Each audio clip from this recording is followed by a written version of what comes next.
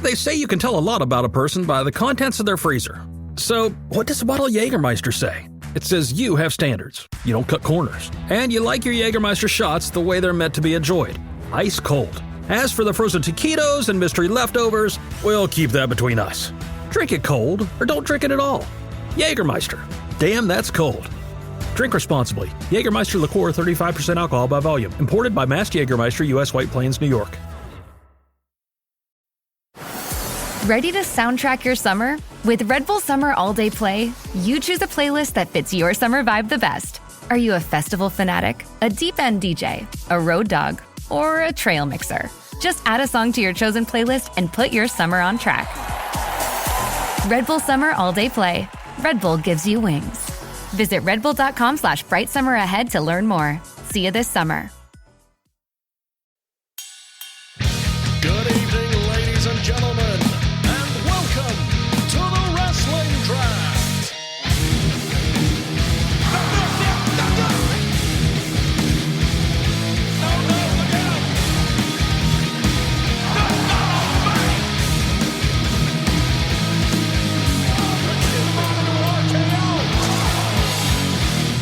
Buongiorno, pricks. Welcome to another episode of the Wrestling Draft. My name is David Hockney, and joining me in the rotating co-host chair today, it is none other than JP. JP, welcome back. Thanks very much for having us back. Obviously, the views went through the roof. I heard it was a record-breaking podcast listening to the last time. So let's see if we can go one up on that one, shall we?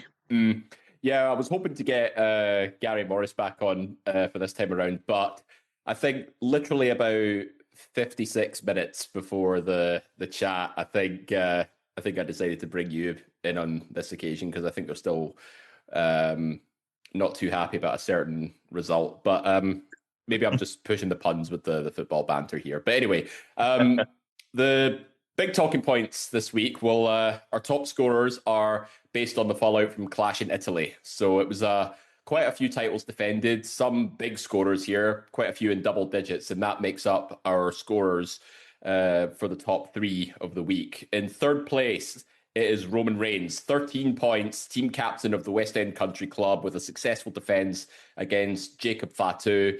Jacob Fatu now in line with the Bloodline, and a couple of appearances on Raw as well to help boost those numbers. So great result for West End Country Club, Roman Reigns title defense right under the bat, and that's really sort of pushed me back up the table as a result. JP, do you think this was the right call, given that, you know, there sort of seemed to be delving back into the Bloodline pool in terms of story? Yeah, unsure is probably the answer I would have to give. It seems like we're rehashing a very well-told story. And I don't know if there has been enough time elapsed that we need to rehash the story again. I'm going to be interested over the next couple of weeks to see where the twists and turns take us. I'm hoping Big Jimmy is going to be more of a focal point in this reincarnation of the Bloodline. I see him as Jacob was throwing up the one for the tribal chief. Jimmy had a little look over his shoulder and it was caught on the hard camera. Everything's by design. I'm hoping they're going to run with that because we need something fresh. But in terms of whoever in the Listeners League has chose Roman, it seems like it's got a lot of length still in it, so it could be a very good pick. Well, you mentioned the Listeners League there. We will get to that as our main talking point this week. But our tied for second top scorers this week, Cody Rhodes and Rhea Ripley, both with successful title defenses also at Clash in Italy. Rhea Ripley on Andy Mitchell's team, she now shoots up to 44 points overall, but still a fair bit away from the top 10 of the season. I meant to say Roman Reigns as well with that victory at Clash in Italy. He's now second overall for the season, literally half a point behind Mox, his old Shield brethren on that one. So Cody Rhodes, obviously, you know, he's still working his way up. He's joint sixth at the minute with our top scorer, but we'll get to her in a bit. And I think it was safe to say, JP, I think Cody Rhodes, Rhea Ripley in round one for Andy and Matt specifically. Andy needed to start racking up the points for his team. Rhea Ripley's done that for him. Meanwhile, I think there was a lot of discussion that Cody could have potentially dropped the title to Gunther at some point. So I think it was a bullet dodged in Matt Smith's case. Yeah, I think the old adage about Hogan saying that doesn't work for me, brother, can be stapled on to Cody. It seems he's politicking his way to a very long title reign. So I think, as you said, hitching the wagon to the Cody Rhodes Express. I see nothing but good things in terms of the points being accrued on a weekly basis. Rhea as well. Rhea obviously coming out of Mania with the title. She was going to go on and do good things, and going to be a prominent person on the television. So yeah, excellent picks and very well established first rounders. So bad result for Dan Axel Jameson. He had Gunther, and he is now his lowest scorer alongside Liv Morgan. Now, correct me if I'm wrong, but I think that's his top two picks for this team selection are now his two lowest scorers. So he's had a howler of a season so far, but that doesn't take away from the fact that he's actually doing quite well on the table overall, thanks to his captaincy change, which I thought was a little bit premature at first, but I think it was the right call nonetheless. But our top scorer for the week, and get your sunnies out because it's going to be a solar eclipse this week. God. It's Sol Ruka, 19 points, winning the Women's Intercontinental Championship from Becky Lynch and massively over the product in terms of appearance points, both on the pay-per-view itself and Monday Night Raw. Now, she is in a Queen of the Ring Fatal 4-Way opener match, so I don't have high hopes for her in that one, but appearance points and not getting pinned will still keep the points high. Sol Ruka now breaks into the top 10 of the season, tied with Cody Rhodes on 28 points total. So it's been a very, very good week for the West End Country Club, as Sol Ruka in round 5 is now joint 6th. So do you think it's safe to say that Sol could potentially be the early dark horse of the season? I don't think there's any doubt about it. The dark horse has turned into a winged Pegasus for you. It just seems like such. Hindsight's always a great thing. Should we have known, with the fact that she was getting called up from NXT, the fact that she had a light shone on her at the Saturday Night Main Event when she went over Bayley. Backstage, they're very high on her.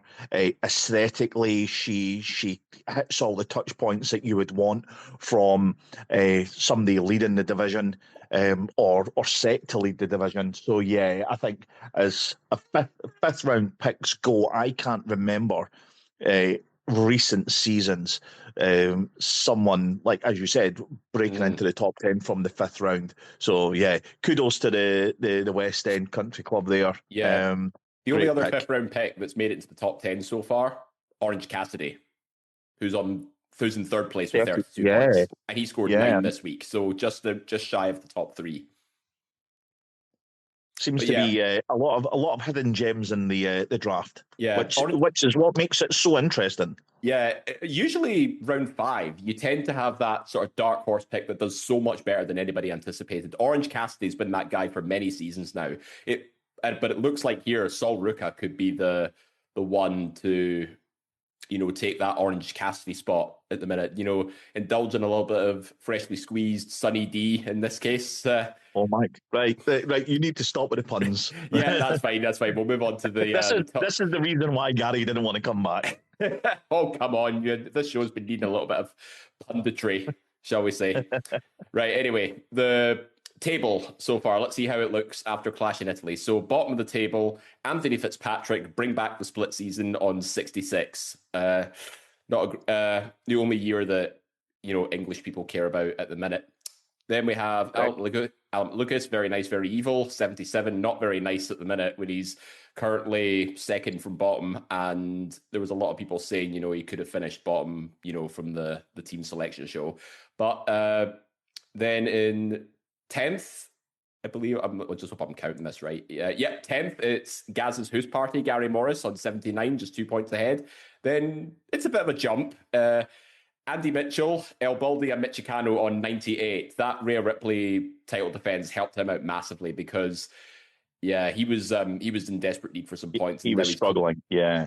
But now he's on triple. Now he's very close to triple digits, and he's starting to get some momentum back.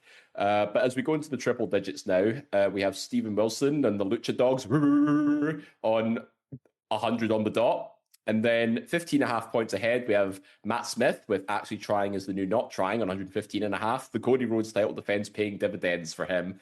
But he's just shy of the top 5 in this instance, 1.5 points behind the top 5, actually, because in 5th place, it's yourself, JP, with Paige Loves a Trick Willie, and we will say no more. 117 points. So it's going to be a bit of a battle between you, Matt, and not just the person above you, but also potentially 3rd place as well. So 4th place, Robert fucking Shaw and the Draft Bastards, 120.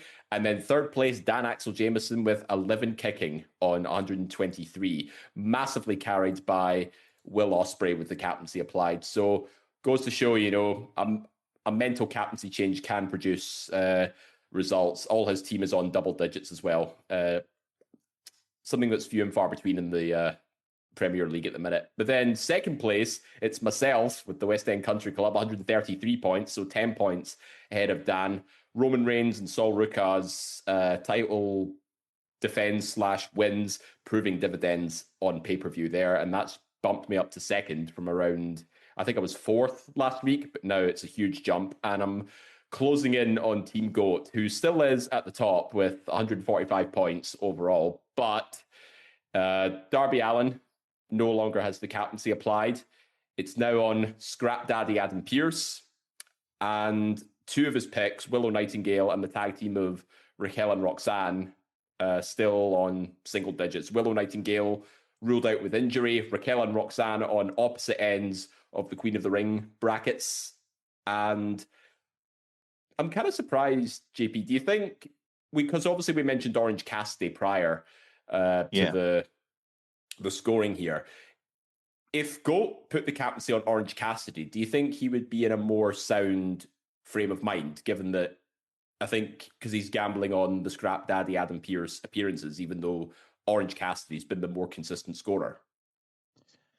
It's the tactic I've used in previous seasons to probably lauded success in terms of going for a non-wrestler purely for appearance points. I think the GOAT has probably done the right thing by putting on Adam Pearce, whereas Orange Cassidy will get you appearance points, will be involved in matches, not always guaranteed to win. So that's where the downfall could be with Orange Cassidy. Got off to a great start so far. Can that be sustained all the way through to the end of the draft season slam? I don't know if it can. Whereas Adam Pearce is front and center of the burgeoning storyline with LA Knight. Yeah. Mm-hmm. And I think that's all playing a part with him being, 3 and 4 appearances minimum every week, doubling that up as a captain.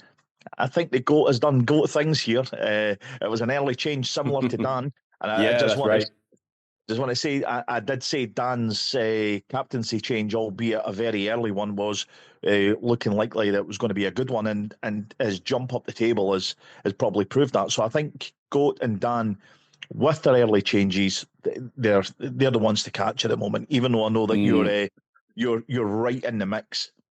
You've got that ace up your sleeve, so to speak, in terms of that captaincy change. But those two, I think I've played a blinder. Yeah, I think best case scenario is that Sol Ruka goes on a title defense open challenge, kind of like what the US title's been doing as of late. I mean, it does sound plausible, because if Sol wants to get, heavily featured as a top contender, I think having her defend the title regularly will do wonders for her, and it gives me a reason to put the captaincy on her, especially if Roman Reigns' appearances and title defenses start to dwindle a little bit. Yeah, but my only concern with Sol going forward is the the quality of matches have been hit and miss, and I think Mm. that they can take that two ways. They can either get her in the ring to, get the chops, learn on the business, and the only way that you're going to get better is by being in there and doing it, Mhm. or they might take a little bit more of a precautionary stance and try and limit her exposure. I'm not saying that she's the worst female performer, but there have been some noticeable, I don't like to use the word botch, but there has been some noticeable clunkiness in the matches. But again, as we've discussed previously in the chat, it's not necessarily the best wrestling matches that make the biggest stars. Yep. So sometimes you just need to be, a captivating figure, and with one fancy move even, and that does it for you. Because you'll get appearances, you'll most likely get wins out of it. And that's what this draft is all about, wins, appearances, etc., etc. But I have to disagree with you on Goat's captaincy change. If I was him, I would have put it on Orange Cassidy. Because at the minute, Scrap Daddy without the captaincy is on 23, and Orange Cassidy is third overall in the season with 30 to 32. He is currently one of the trios champions at the minute. And even though he has eaten a couple of losses as of late, he could still defend the title on regular AEW programming. And I think that would get him more points than simply appearances from Scrap Daddy. I think Goats played it too safe and a little bit premature with the captaincy change. But I understand he had to get the captaincy off Darby Allin, but I think the Adam Pearce decision was a bit of a miscalculation. See, this is what the draft's all about. You've got opposing opinions, both very valid in terms of the conclusions that they reach, on opposite ends. So we'll just have to wait and see what transpires. You know what? As long as you present a half decent case, there's no downplaying any opinions or thoughts on this show. But JP, we have some good news. We have Listeners League. Oh my God. Woo! Anyway, so we now have some Listeners League information to discuss. Apparently, the tech boffins behind the scene, i.e. Stephen Wilson, couldn't seem to put the table together for the first few weeks. But we now have a Listeners League table to discuss. And I will start with the top 5 of the season. Now, bear in mind, this scoring has been done since the start of the season. It's not just happened, right off the cuff. And, it's not like people are cheating the system or anything, So basically... No. They're very valid points. Stephen goes through every single show, even if he's 3 or 4 weeks late. Meticulous. Some might say it's Fantasy League making up points. Some might say that. But no, we'll give him the benefit of the doubt. Yeah, and bear in mind, he's got a wife and child at home as well. So he's got dad duties on top of that. And husband duties as well while we're at it. So, so the way the Listeners League works is, for those of you that are just tuning in, is that anybody can take part in the Listeners League unless you're already in the Premier League. So it's for everybody to join, and doesn't matter how knowledgeable your wrestling is about WWE, AEW, etc. If you want to take part, you come and join in. That's what it's all about. And you have to choose one person from each round that the Premier League selected. So you could choose one person from round 1, round 2, round 3, etc. until you have a team of 6. But you must still follow the criteria of the teams. So you must have a 3-2 split of male and females, and you must have a tag team. So it's a little bit trickier for the Listeners League teams to get that right balance, but at least they have their pick of the field, shall we say. They're not put on the spot to make a sharp decision. They get to see all the picks and they get to pick and choose, but they have to be tactical about it. So it's not entirely, just have at it.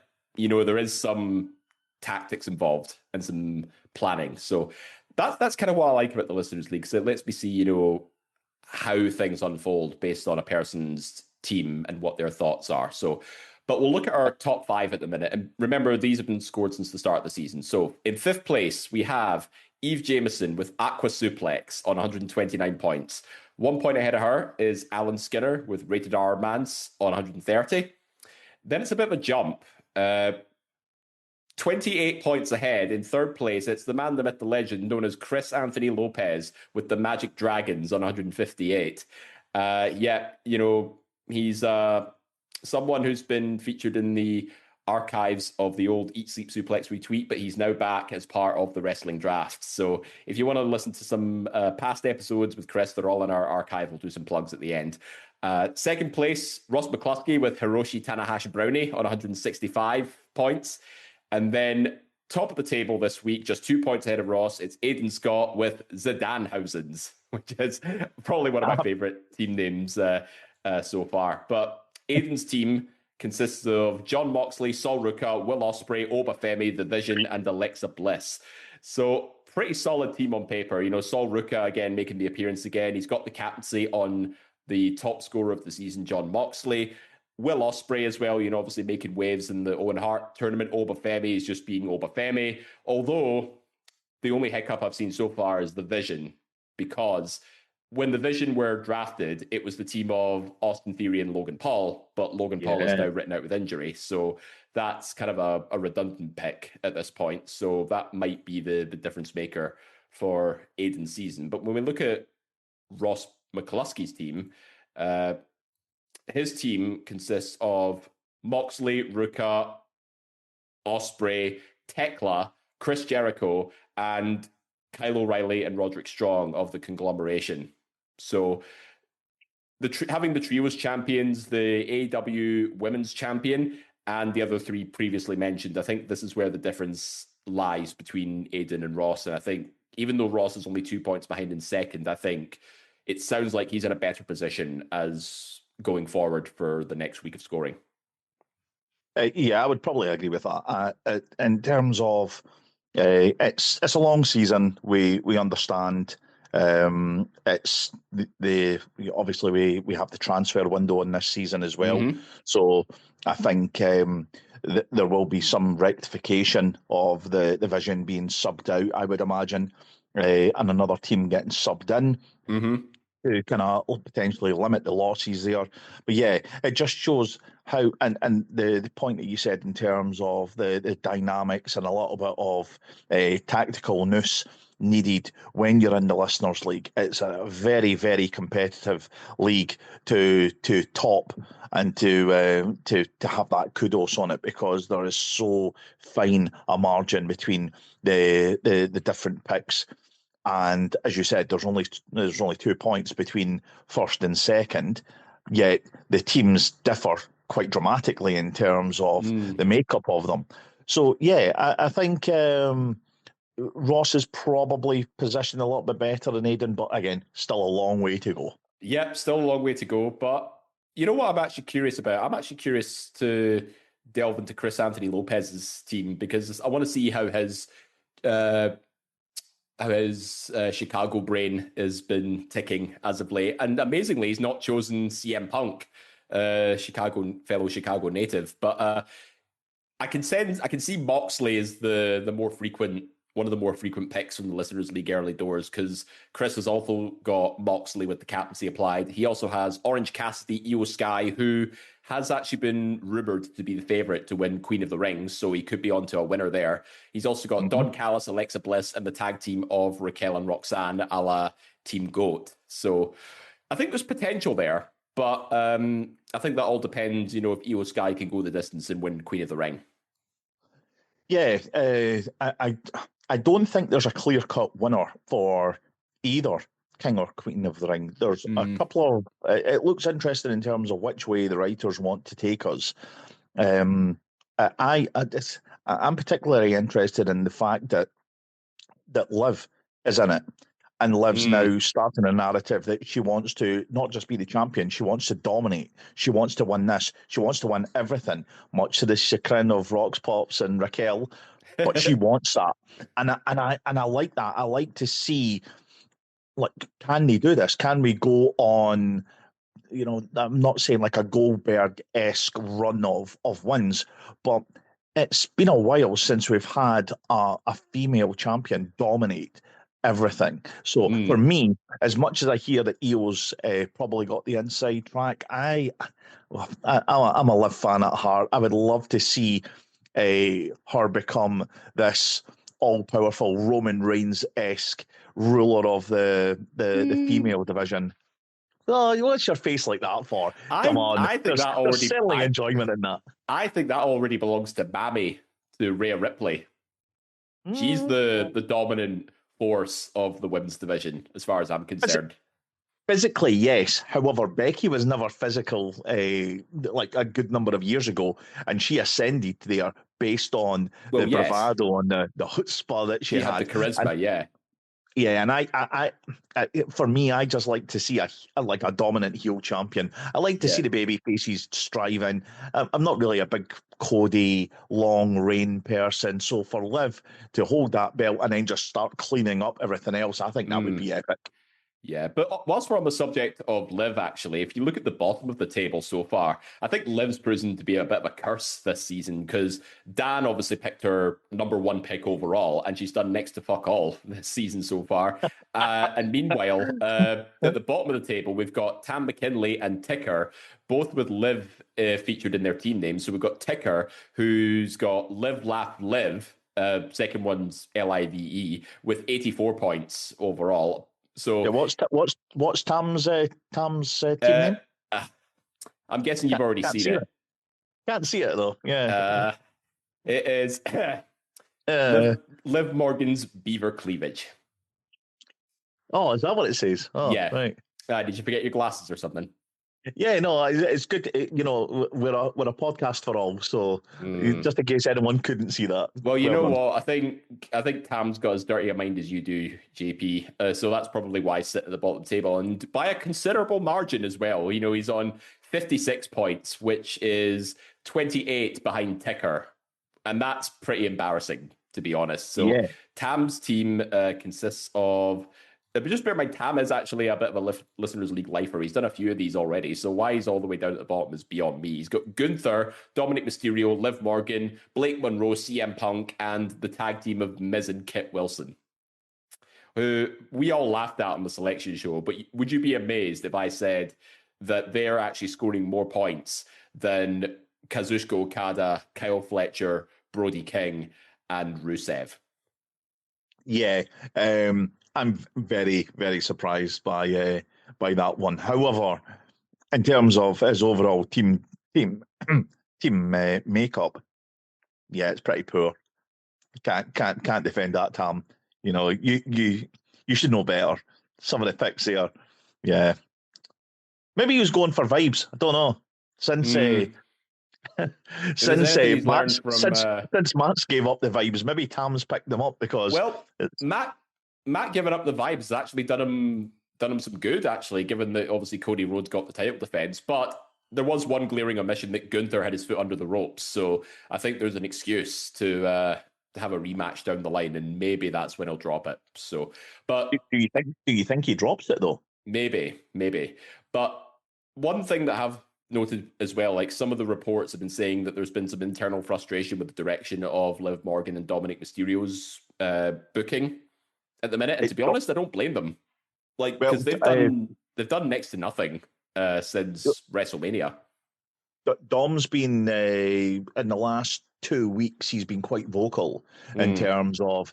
I think in one outlet he was quoted as saying, "They know where I am. It's just that they're not using me," and that kind of rhetoric is a worry for the WWE script writers, backroom team, because you've got somebody who is, and you only have to go and see his latest backstage interview where they were talking about Finn going to SmackDown. Yeah. And he is still a mega heat magnet. Oh, for sure, yeah. He can print money. It's just that it's like lightning in a bottle, I think was the phrase that he used. They just don't know what to do with it, and it's a damn shame because for the last 12 months, 18 months, he has been hot. Yeah, and he's he's dropped off. He's the AAA Mega Campione. I think he should be defending the title at least get it on Raw, for example, and maybe have El Grande Americano go after him, who, by the way, we had the El Grande Americano off Mask versus Mask, given 5 3/4 stars by Uncle Dave Meltzer, which makes it the highest rated match on WWE programming. Yeah, deservedly so. And from my recent chat, I I mean, watched it live. Wow, what a story. Yeah, I listened to Dave Meltzer on his podcast. I listened to Jim Cornette, and Jim Cornette is very notorious in terms of he doesn't really like the new school wrestling. He's very old school in his ways, and he could not speak. Both of them could not speak higher of the match. And for me, said in the chat, the last 10, 15 years, I don't think you find a better match. It just had everything. It had the drama, the suspense, the right amount of run-ins and shenanigans without getting too foolish. Yep. It was just, and the crowd was hot. Oh, it's brilliant. When the crowd's invested, you're halfway there. That's how you know it's a good match. Definitely. Yeah. I don't think we'll see a better match this year for sure. And who'd have thought the highest rated match in WWE history would have been created? Triple A. Not just Triple A, but by Chad Gable and Ludwig Kaiser. Two guys who you'd have thought would be lost in the shuffle if they were still stuck on Monday Night Raw. But given that chance to shine in Triple A, look what they've done. I think they've peaked at that point. I think, and people have been saying it for a couple of years, that Chad Gable he is certainly Angle-esque in terms of he's got the comedy aspect. He can actually put on a clinic in the ring with his Olympic credential background. He just seems like a really, really solid worker. Mm-hmm. With regards to Kaiser, maybe people were not as high on Kaiser out of them two, but both of them were seen as solid, independable mid-carders. No more, no less. This, I hope again, WWE are notorious for dropping the ball on these things, but they need to do something, strike while the iron's hot with them too. It's money. Even if they just keep that in Triple A, that's where I would keep them. Oh yeah, for sure. I think next thing for Ludwig as Grande Americano is to win the Triple A Mega Campion title, but we'll see where that goes from there. Just want to ring off a few other team names from the Listeners League before we wrap up, because if there's anything that I enjoy about Listeners League, it's seeing the creativity behind the team names. So we've had our top five, obviously. We've got a few returning competitors. We have Michael Cloutier with Hit and Hope, David Clegg, the Funkadelics, David Jindoyan, Big Meaty Men Slapping Meat, Big Alan Laurie, the man who probably should have won a couple of Listeners Leagues ago, but he bottled it. Acme versus Points. Ross Brady, I think probably the next best team name after is the Danhausens. It's I've got soul, but I'm not a soldier. I thought you were going to sing that. You've got I've got soul, but I'm not a soldier. I'll tell you what, every time we read that team name, it has to be in tune. We have Stacey Love, Controlled Chaos, Adam Kayla, Teeny Tiny Tony Cocaine, Edge and Christian Retirement Tour with John Sly, Sam with Lost Street Profits. Dodgy. I like that one. Ross Henderson, Mayor Kane's left wing face turn. I like that one. And Nikki Presland, you awful, awful person. You can join the ranks of Tam and JP on this one. It's he's got Page and Sock connection. Yeah, I bet you enjoyed those. But yeah, we'll there's some belter names there. Yeah, we'll go through some of these Listeners League teams some more as the season progresses, but we're running short of time. So we'll wrap things up here and we'll pick up in a later date. So thanks for listening to this episode of the Wrestling Draft. Hope you enjoyed the punditry, the banter, and the god-awful, disgusting team names that I've had to read out on air. So the joys of being in the hosting chair for this show. But if you want to listen to our back catalogue, you can find us on our socials, Facebook, Twitter, Instagram, at The Wrestling Draft. If you want to get involved with the Listeners League, just reach out and we will get you involved for next season.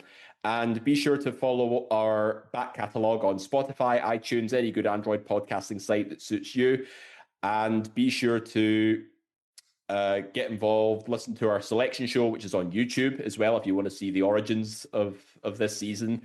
And because the selection show is always great, it gets some laughs, gets some drama, gets some anger, gets some swearing. It has everything, and the origins of some really disturbing team names in the process. But all that remains for me to say is thank you, JP, for this very back and forth discussion on not only the fallout from Clash in Italy, but where things we could see from there. And I appreciate, you share the same sense of humor as most of the listeners' leaguers do. Yeah, well, there's always reprobates somewhere. You just have to kind of know where to find them. Thanks very much for having me, David. Yeah, no problem. Glad to have you on. This has been the Wrestling Draft, and we will see you next time. Same draft time, same draft place.